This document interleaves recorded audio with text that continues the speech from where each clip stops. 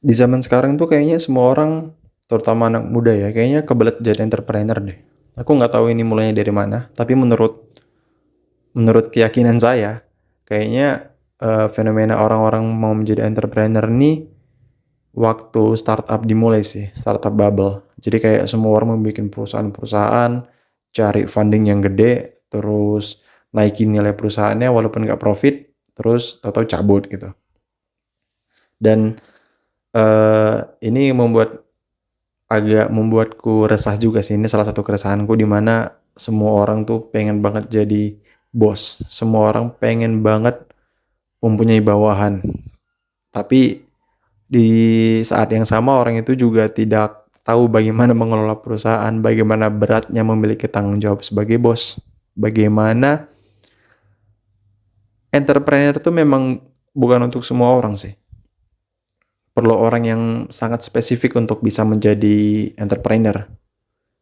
Karena entrepreneur tuh butuh skill yang sangat kompleks. Mereka butuh cara berpikir yang baik, manajemen yang baik, tapi mereka juga butuh emosi yang baik. Karena kan untuk menjadi pengusaha kita harus bisa nego, ngelobi, terus berdiskusi, berkompromi, dan hal-hal lainnya gitu.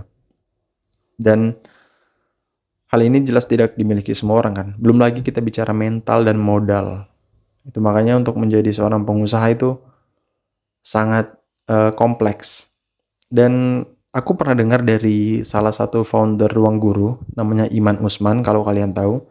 Dia itu pernah bilang, kalau nggak salah ya, maaf kalau salah, cuman seingat aku dia pernah bilang bahwa semua orang memang nggak didesain untuk jadi entrepreneur. Nggak semua orang harus jadi pengusaha.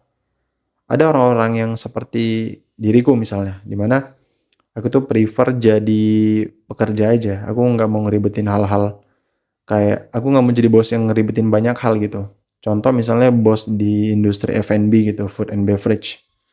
Misal pengelola pemilik restoran itu kan banyak dia harus mengelola untuk makanan, bagaimana harga bahan pokoknya, bagaimana harga bahan makanannya, dia harus training waitersnya, dia harus mencari lahan, dia harus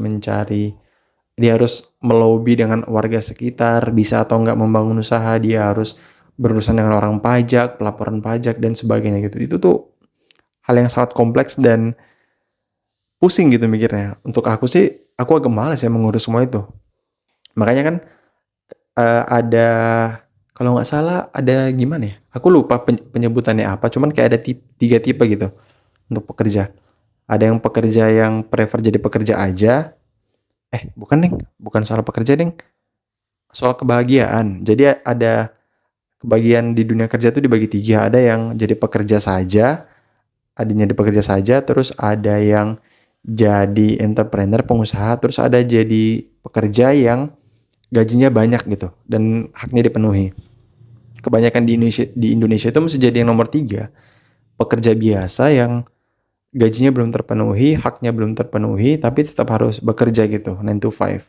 Tipe kedua itu pengusaha di mana mereka uangnya banyak tapi stress levelnya juga banyak gitu, tinggi. Jadi itu ibaratnya uangnya banyak tapi nggak bahagia gitu, sama aja. Nah, tipe yang ketiga, dia pekerja. Dia 9 to 5, tapi gajinya gede, bisa memenuhi hidupnya, bisa untuk nabung, bisa untuk liburan, bisa untuk membeli barang.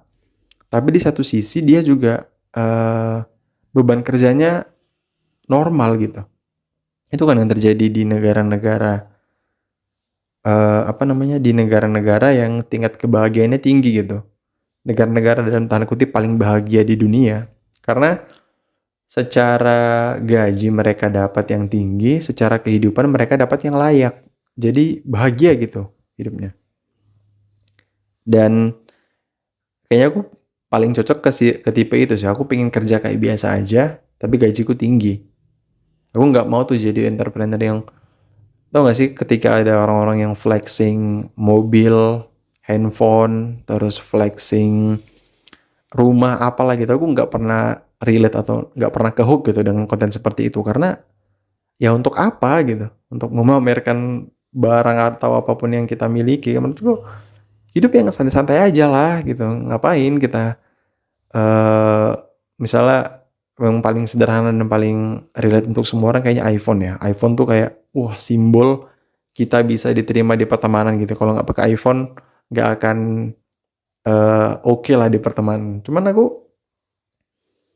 kayak nggak biasa aja gitu orang punya iPhone ya terus kenapa?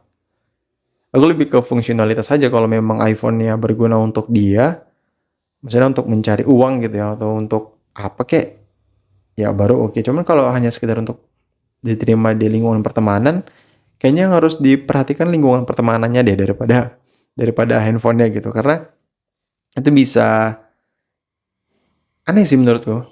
Karena di satu tapi ya di satu sisi aku juga orang yang tidak berteman dengan banyak orang gitu. Aku bukan tipe yang kalau nongkrong tuh harus banyak. Bahkan aku jarang nongkrong, aku jarang ke kafe, aku jarang keluar gitu. Aku ya di rumah aja, hari Minggu pun di rumah aja tiduran nggak kemana-mana.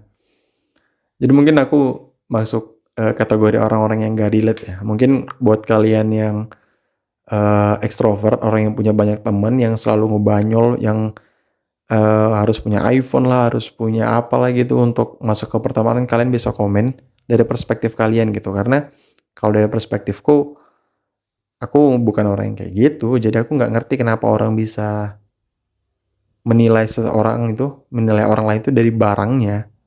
Maksudku kayak kalau barangnya oke terus dia ngobrolnya kosong gitu, ngangong ya sama aja nggak akan ketemu juga gitu. Dan Eee, itu yang menjadi alasanku nggak terlalu memikirkan barang-barang atau apalah itu gitu. Walaupun sebenarnya aku bisa aja memaksakan gitu kan, untuk diterima biar dilihat gitu, tapi ngapain lah, orang kita pakai barang yang sekarang aja udah cukup, ini pakai HP beli di Facebook, terus pakai holder beli di Shopee, di TikTok Shop cuman berapa ini, 25.000 entar 15.000. Terus HP ini sebagai mikrofon, jadi ya udah aja gitu pakai apa yang ada daripada memaksakan. Oke, segitu aja untuk video kali ini. Untuk kalian yang mempunyai pendapat berbeda bisa komen di bawah. Dan aku pengen tahu sih perspektif dari orang yang untuk masuk ke lingkungan pertemanan tertentu itu harus punya uang gitu. Harus punya barang, sesuatu, something gitu. Karena aku nggak merasakan hal itu. Oke, coba komen di bawah. Thanks for watching and see you in the next video.